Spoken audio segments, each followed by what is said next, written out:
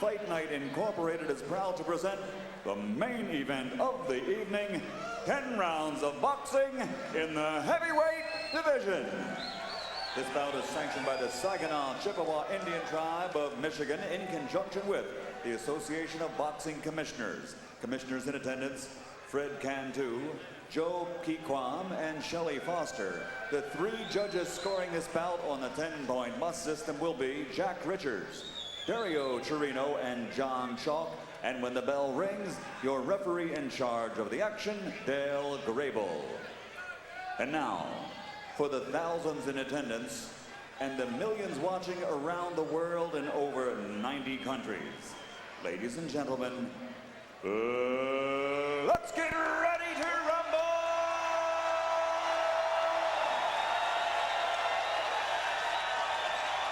Introducing first, fighting out of the red corner, wearing purple trimmed with white and weighing 236.5 pounds. A native of Cuba, but now living and fighting out of Miami, Florida, USA.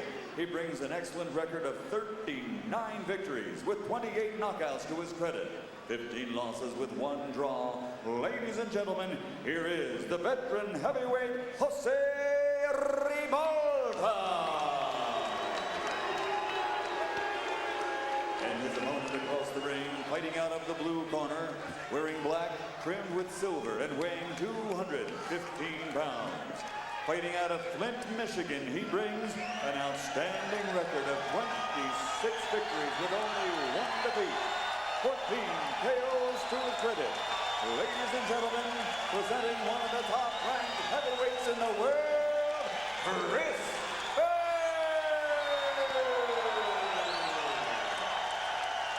I get the impression, Kevin, that they like Chris here. Oh, yeah, well, it's his hometown, Michigan, you know. I mean, hey, with his Michigan, there's Byrd, you know. Sellout crowd here tonight at the Soaring Eagle Casino on Heavyweight Explosion. I'm Arnie Tokyo Rosenthal along with Kevin Kelly. It's main event time. Jose Ribalta seeing if he can catch lightning in a bottle, and he says he's going to use that big reach to beat this man, Chris Byrd, and he does have that reach advantage. Byrd, of course, the southpaw, comes out right away, sticks out that right jab. Ribalta not being shy, coming right after Byrd, and Chris gives him a little run around and takes him to the other side of the ring.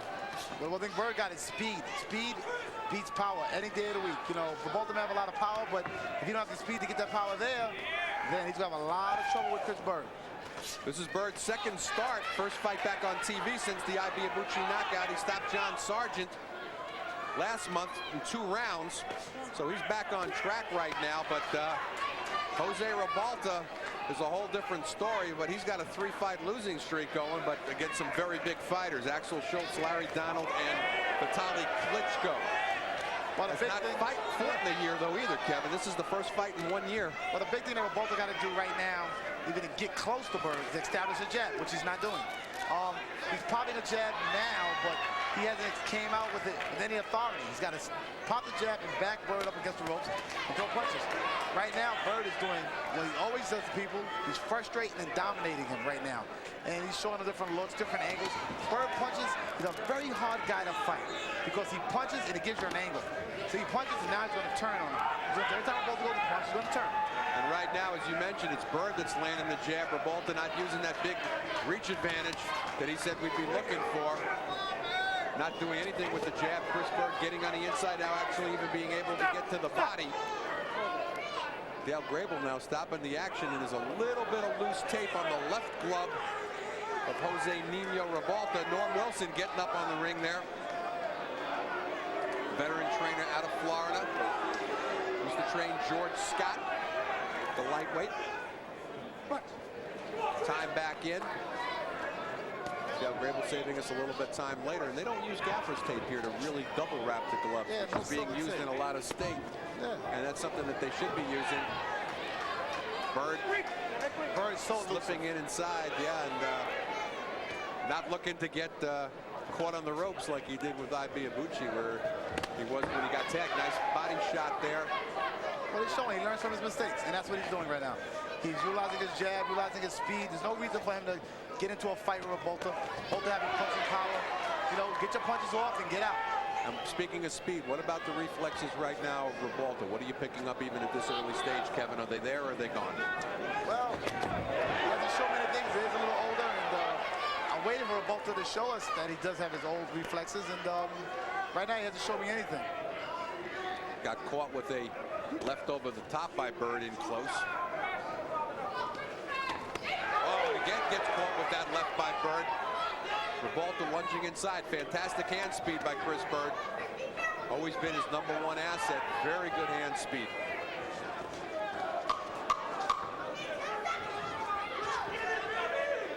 Good first round for the resident from Flint, Michigan, and a rather slow one for Nino Ribalta.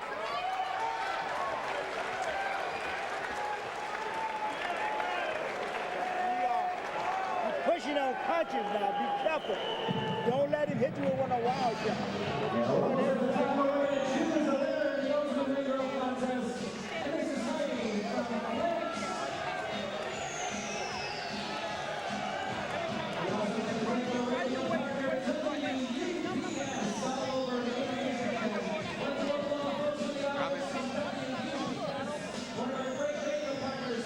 Good first round action there, Kevin.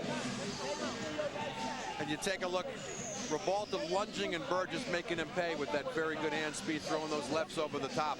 Byrd is just too elusive for Ribalta. Ribalta has to get his jab established first, or he wouldn't be in this fight at all. He needs to establish that jab to get close to Byrd.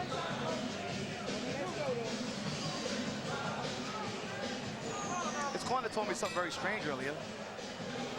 Round number 2, scheduled 10 round. Jose Ribalta in purple, Chris Byrd in the black with gray. Very dominant first round for Byrd, showing good hand speed.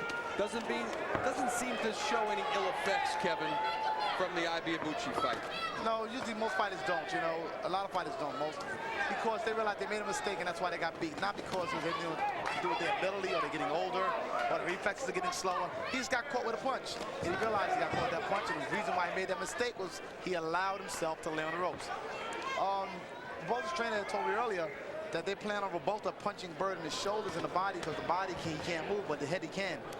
And I haven't seen it yet. I haven't seen Ribalta trying to pop the jab to the shoulders. Well, in spite of the weight and reach advantage, Ribalta cannot get inside on Byrd. Bird's beating him to the jab. And the few times that Ribalta's letting that left outside there, he's dropping his right, and Bird's coming over the top with his left. Bird's right now right in front of Ribalta. And he's not actually showing the movement I'm used to seeing him even show. He actually is standing in front of Ribalta. Oh, Ribalta shook by that left-right combination. Very shaky legs underneath, and remember, he's been stopped in his last 2 fights. Klitschko stopped him in 2. Larry Donald stopped him in 6. First fight in a year for Ribalta. Timing looking very off, Kevin. I've got to say, he looks very rusty and every bit of 36 years of age. Well, Byrd will help you show more rust too. I think he's very rusty, but I think that Bird's speed and reflexes are making him even look worse. And he's not popping a jab. He's not establishing a jab like his trainer told me he would. And that's right. Ribalta, 39-15, has been stopped 7 times in his career, a career that started back in 1982. Oh, he's fought 9 champions, you figure. He's fought everybody from Mike Tyson and Larry Holmes. So he's really the guy. The turnaround fight for him that really started his career as a contender was he knocked out Leon Spinks in 1 round when it still meant something back in January of 1987 on the old Score Network, I might add. And on a Roberto Duran undercard. I remember the fight, and that's the thing that brought him into prominence. And as we mentioned, his fight with Mike Tyson gave Mike Tyson, a young Mike Tyson, all that he could handle before finally getting stopped in the 10th round. Right now, Byrd is having his way with Ribalta. Ribalta right now can't get inside. He can't solve the puzzle that Byrd is putting in front of him. Byrd right now is being a puzzle, fighting from different angles, punching when he feels like it, utilizing the jab, utilizing his speed. He's making a show of Ribalta right now. Ribalta has to do something big time right now, which is jab. And Byrd loves this. This is classic Chris Byrd. He's having a good time. That expression comes on his face, and you just know he's having a good time. If it goes 10 or if it goes 1 more round, he's having fun.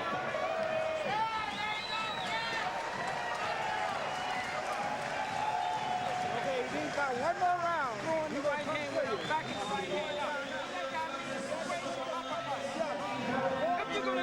punch, follow with another punch. You ain't following with no punch. Every time you stick your head in there, you should be ready to punch. Because you're breaking yourself down to the side. Don't be doing that. It's when you throw the right hand, send the right hand down the pipe. You're sending the right hand to New York. You understand? When did I tell you to hit him today? Where? Forget this. You got me? Give my rest. Oh, yeah.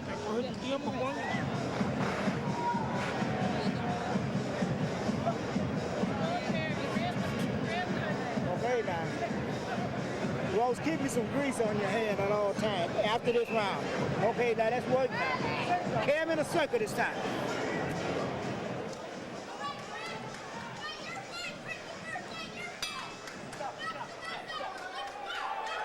As we begin round number 3, Dale Grable walks Ribalta back to the corner. A little bit too much grease on the chin of Nino.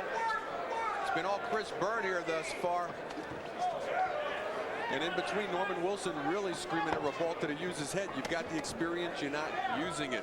And, you know, Kevin, another interesting thing, we heard a soundbite earlier from Chris Byrd talking about the fact that he's really a middleweight moving up to heavyweight. Of course, he never fought pro at middleweight, but in the '92 Olympics, he was down near that weight in the 160s and made a conscious effort to put on the weight to move up to heavyweight before he really even, you know, he turned pro at 169, then jumped to 77. Next thing you knew, he was 193 pounds and into the 200s. And at the time, I remember Paul Vaden was living with Chris Byrd, and they were training together with Joe Byrd. And he told me about Chris's program. He says, hey, you got to see what's going on with Chris. He's down in the basement. He's working with weights. He's going to be a heavyweight. And I said, come on, how can he be a heavyweight? And there he was. Made a conscious decision. That's where he wanted to be and did a terrific job at it. Still small for a heavyweight, but very fast, and he's got Ribalta hurt, and Dale Grable, known for his quick whistle, taking a very close look at Jose Ribalta's eyes. Well, if you ask Ribalta right now, is Chris Byrd an actual heavyweight? I'm sure he'll tell you yes. Right now, he's actually hurting Ribalta with those punches. If people believe that he can't hurt him. Oh, he hurt him big there with that combination. Remember, standing 8 counts in effect. Ribalta trying to hold the hands of Byrd. That's a good strategy to hold back the hand speed of Chris Byrd, about the only one that I know of. Byrd is just too fast for him, and Ribalta's reflexes are just too slow. Right now, it's just like a workout. He's hitting Ribalta at will. But you got to remember one thing, Ribalta does have a big right hand, and if Chris gets too careless, Ribalta could catch him. Right now, Ribalta, though, in cover-up mode, Kevin, he offering very little back except an occasional jab. He's not letting it there. He's trying to let that right go, but from too far outside. Byrd's never going to get hit with a telegraph shot like that, as we're under a minute to go here in round number 3. This is scheduled for 10. No knockdowns thus far in the fight, but it's been all Chris Byrd. This is why most heavyweights are scared to fight Chris Byrd. The idea is, no matter how good your skills are in your hands, you hit the punch hard, but if you can't hit your target, you can't beat your target. And that's what Chris Byrd utilizes, his speed to overcome the opponent. Look at him speed, fast punches, double left hands on it, crisp on the chin. Same mark all day. You know, we talk about adjustments, though, that Chris Byrd would make after the Ibeabuchi fight. And one thing that stands out for me right now is Byrd is not laying on the ropes at all. He used to like to fight off the ropes, and that's where I caught him. He's not doing that. He's keeping the fight in the center of the ring, or at the very least, he's letting his opponent be on the ropes, Kevin.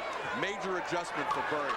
Don't know if it's conscious or not, but as we come to the end of round number 3, Dale Grable could jump in and stop this a lot earlier than you might expect. You know, a lot of fighters. We go back to the corner right now. Joe Byrd, capacity crowd here at Soaring Eagle, and they love Chris Byrd in Michigan. And a lot of fighters, Kevin, you know, they have a choice of, do they take a lot of time off after a knockout, or do they get right back into the ring? Chris Byrd like to get right back up on the horse. He's smart. You know, the best thing to do. You know, I'm not going to be down about it. I lost many times before an amateur. I mean, it doesn't make a difference, you know, if I don't want to. If the fight was coming right back again, I probably would have fought 6 weeks later anyway. You know, I just wanted to stay busy. I still feel I'm in great shape. Still feel I'm one of the best heavyweights in the world. And I just want to prove to the world that I can come bounce right back and just keep boxing. And don't even think about the loss. Let's work it. Can you see Jose?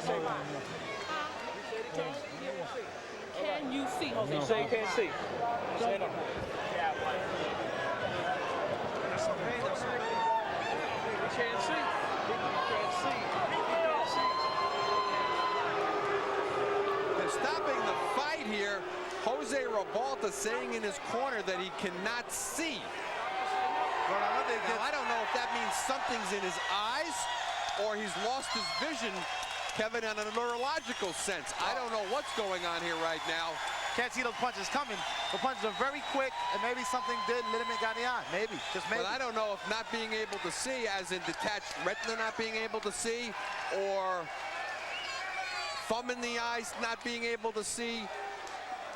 As far in substance, we're going to try to get a reading here. We were just listening between rounds about Chris Byrd talking about coming back into the ring as quickly as he did and not thinking about the loss. Well, sometimes easier said than done in terms of the not thinking aspect. But we'll talk more about that, I'm sure, with Chris when he comes down here. But Jose Ribalta not able to continue, and there's Chris Byrd picking up his son.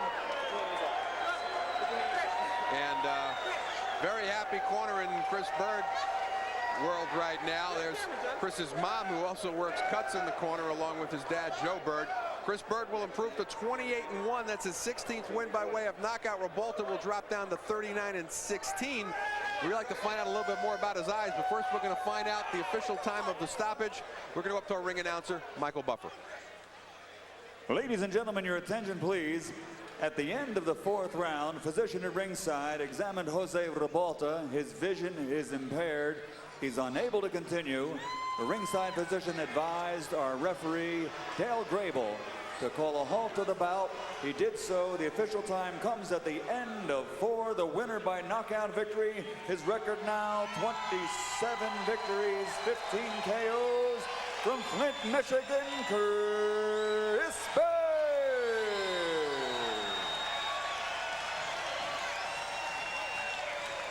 Once again, Chris Byrd improves to 28-1, 16 wins by way of knockout, making it look very easy over veteran Jose Ribalta, who drops down to 39-16.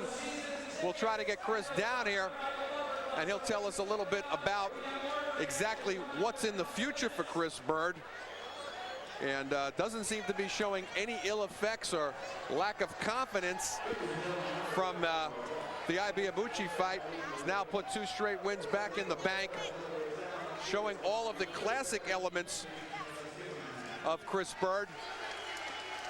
The hand speed was certainly there, and was able to take control from the very beginning. The reach advantage that Jose Ribalta had told us that he had didn't seem to really be a problem at all for Byrd. As a matter of fact, Chris was getting in the jab right from the outset. And Chris joining us here at ringside, what we described on the air as a classic Chris Byrd performance. This time I was just trying to settle down on my punching power. I was trying to actually knock him out. I wanted to knock out in the fight. You know, I got a little careless. My father was telling me, you know, stick to the game plan, take him in a circle. But the opportunities seemed there in the fight, so I was trying to go for it a little bit too much. In spite of the height and reach advantage, Chris, you seem to be able to have no problem getting your jab in. He was telegraphing punches. You were countering nice over the top with the left. Oh, yeah, the tall man always. That's why I like fighting tall guys. They got to punch down at me. I seem to have pretty good defense. So I can slip and do the kind of things I want because they shoot that long jab or a long right hand. I can slip that stuff and get inside quick. One of the things we picked up on in the fight, Kevin and I were talking earlier about what adjustments you might be making since the Ibeabuchi fight. And one of the things that stood out for me, and I don't know if it was conscious or not, is you didn't lay on the ropes at all. You stayed in the middle of the ring. Oh, yeah. My father been on my back hard about that, and every time I just touch the ropes, I automatically think, you know, I got to get right off of them. And it's going to work for me in every fight I fight, as long as I think about not staying on the ropes too long. A lot of times I like to have fun on the ropes, but tonight I was just all business. And the effect of that also, as it turns out, is it has your opponent laying on the ropes, because that's where your opponent winds up, because you're not there. Yeah, now if I do go to the ropes, I try to trap them. They think they got me. They throw a punch, I slip, and all of a sudden they're on the ropes. And then I can get them on the ropes just as well. All right, we're going to take a look at action from the fight, and Ribalta wasn't in it from the very start, and to be able to get a jab in like that against the guy with that reach advantage.